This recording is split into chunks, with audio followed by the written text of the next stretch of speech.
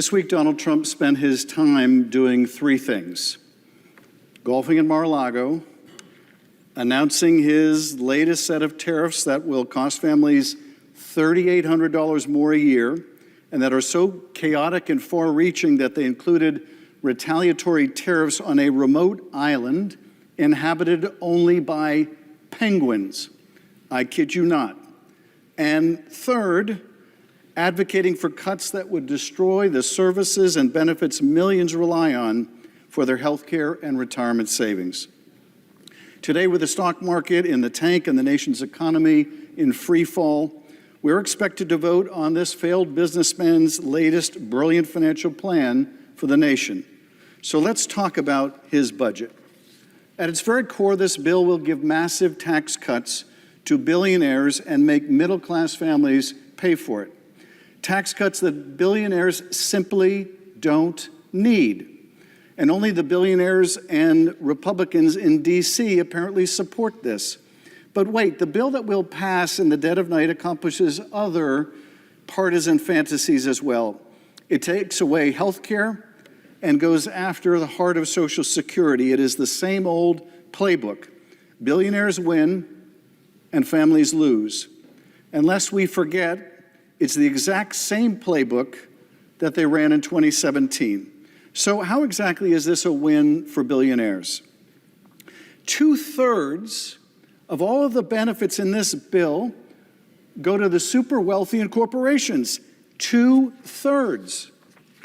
Over the next 30 years, this bill would spend $25 trillion, that's trillion with a T, on tax cuts for the wealthy and big corporations. It would add $37 trillion to the debt. $37 trillion. That will double the nation's debt. Double it.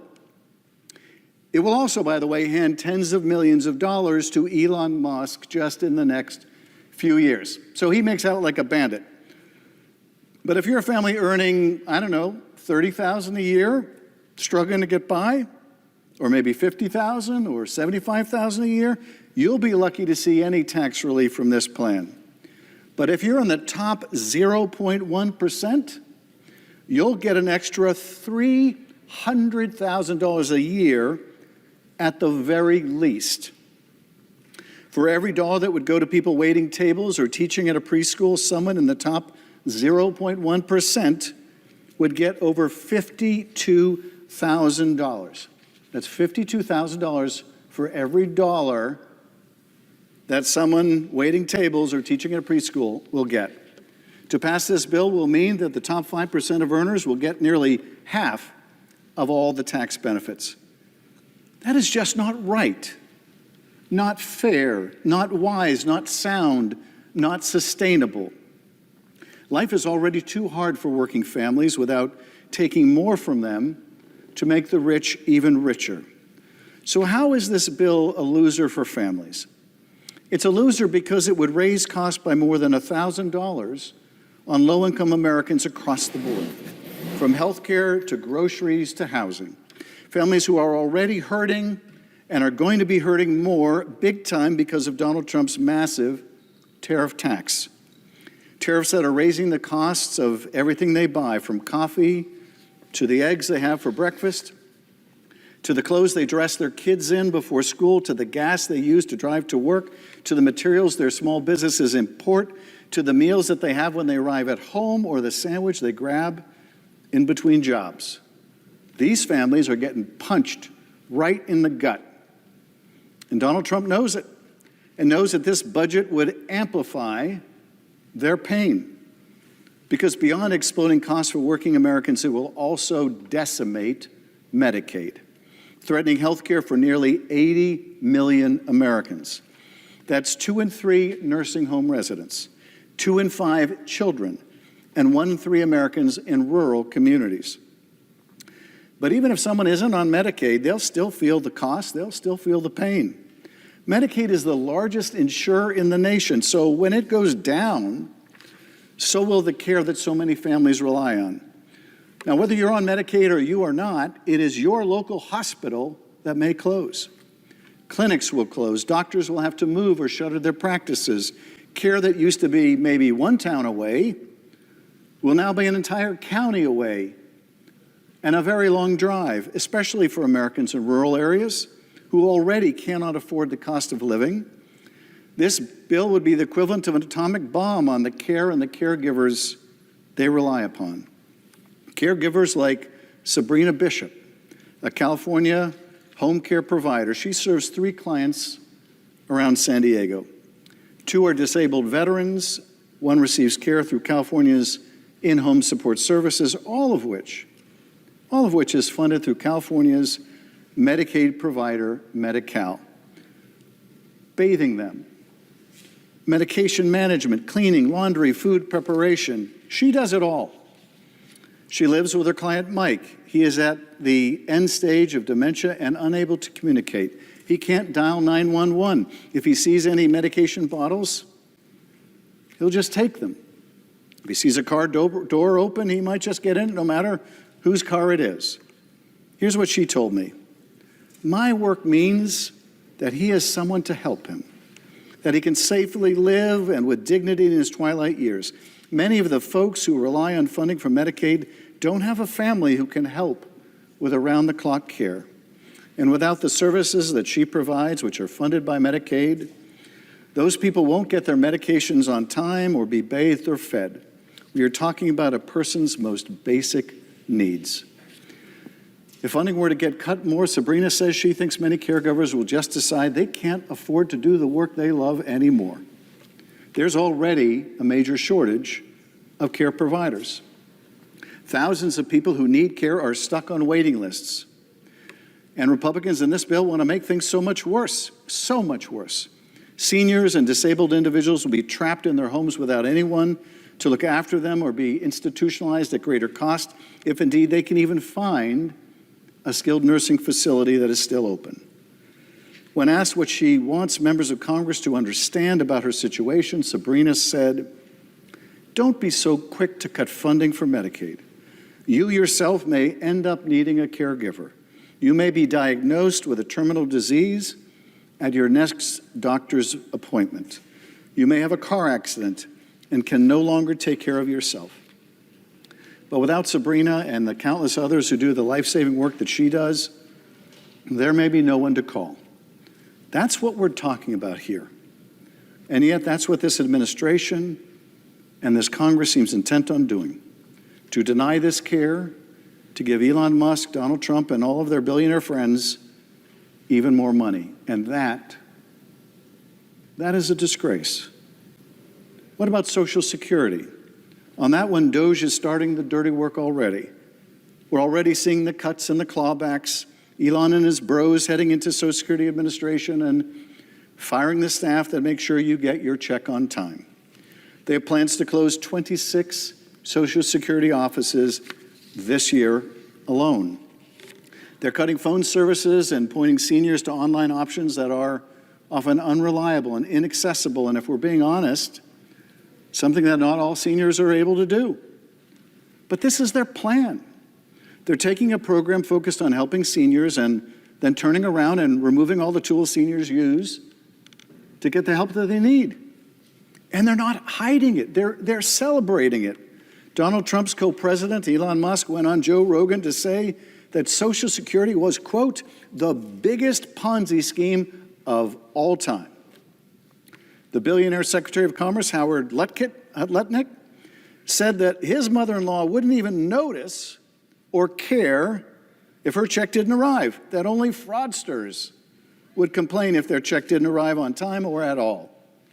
And Donald Trump himself, who stood in front of Congress and delivered an address so riddled with false claims about Social Security that it was impossible to disguise his true intention.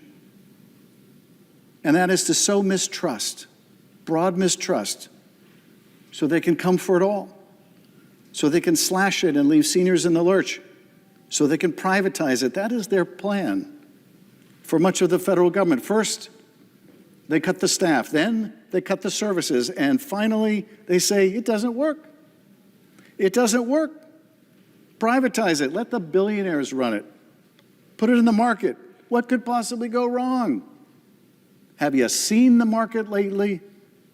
leaving your hard-earned benefits to the whims of the stock market that Donald Trump has so recently destroyed, plunging millions of seniors into poverty. That is their plan, all for a few more bucks in their pockets. It is up to each of us to stop them, to protect Social Security and Medicaid. But I want to talk for a moment, not to my colleagues here in this fancy building, but to you at home. Whether you're in California or anywhere else in the country, I want to talk to you. Right now, I'm standing on the floor of the United States Senate. In just a few hours, we will be voting on a budget resolution that sets the framework for government funding. Now, that may sound wonky or unimportant, complex and complicated, but I want to cut through the noise and speak to you about exactly what this will do. In the simplest terms, it will make your life more expensive, make your health care more inaccessible, and sow the seeds to slowly destroy or privatize Social Security. It will do these things because Donald Trump and Elon Musk do not care about you. They don't care about you. They care about Donald Trump and Elon Musk. They care about their billionaire buddies. They care about their bank accounts. They don't care about you or the fact that whether you can afford a home or you can't afford a home, whether you have the money to take vacation days that you have saved up, whether you can afford to take your kid to the hospital, whether you have to drive 2 or 3 hours to the nearest hospital. They don't care. They don't care if you're paying $6 for eggs, $5 for a gallon of gas, or depending where you live, maybe a lot more. They may say they care about those things, but this, their bill that we're about to vote on, says otherwise. This bill in my hand is evidence they don't care about you. They could care less about you. Now, it's easy to feel hopeless and powerless right now. That's their goal. That's how they want you to feel. They want you to look at the remnants of your retirement savings and the closing of hospitals and the destruction of small businesses and the decimation of schools, and they want you to feel discouraged, to look at the wreckage and say, well, I guess they're right. Maybe none of it does work. Because they want to break it all in pieces. When they tear things down that you rely on instead of building them up, they want to turn to you and say, see, none of this is working. Medicaid isn't working, and Social Security isn't working. Because they broke it. Because they're breaking it. And then comes the final step. That's when they sell it all for parts. Where they sell off the Social Security you paid into for your whole life. When they destroy the health care that you and your family rely on. So you're forced to pay for private insurance that costs more and helps you less. That is their plan. And you're watching it unfold in real time. That's the thing with Donald Trump. He's broken every promise he's made. Lower prices? No. Stock market growth? Hard opposite.